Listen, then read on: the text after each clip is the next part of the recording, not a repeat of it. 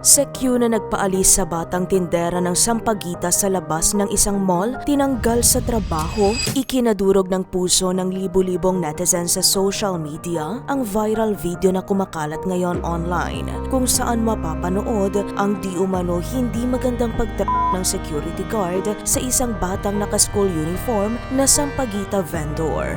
Sa nasabing video, nakaupo ang bata sa platform ng mall nang lapitan siya ng guard. Makikitang pinapaalis ng security guard ang sampagita vendor na nakasuot ng school uniform sa lugar na nasasakupan ng SM Mega Mall sa Mandaluyong City.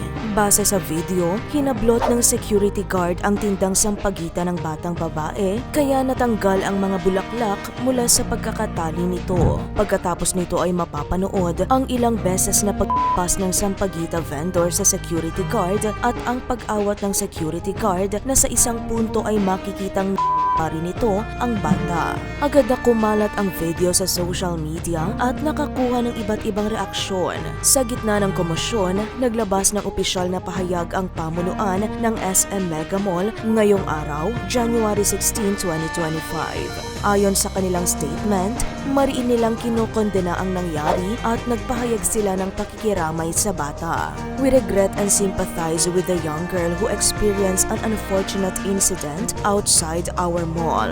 We have called the attention of the security agency to conduct an immediate and thorough investigation. The security guard has been dismissed and will no longer be allowed to service any of our malls. As SM Supermalls always promotes inclusivity for all, we strongly condemn this act committed against her. Saad sa nilalaman ng official statement. Gayunpaman, hati ang naging pananaw ng mga netizen tungkol sa insidenteng ito. May mga nakikisimpatya sa bata at sa security guard.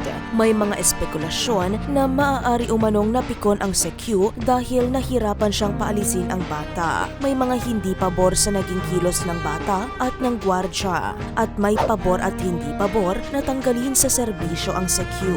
Pero nanawagan naman ang ilang netizen na dapat ay alamin muna ang two sides of the story at huwag maging mabilis sa paghusga dahil pareho lang namang gustong kumita ng marangal ang dalawang nasasangkot, lalo na't mahirap talaga ang maging mahirap. Narito ang hating opinyon at saloobin ng ilang netizen.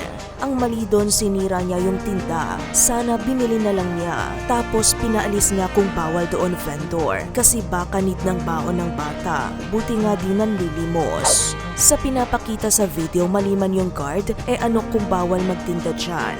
Dapat kinausap na lang ng maayos. Kahit ano pala dahilan niya sa video, mali pa rin si guard. Una, bata yan at babae. Dapat bang sipain at sirain ang tinda?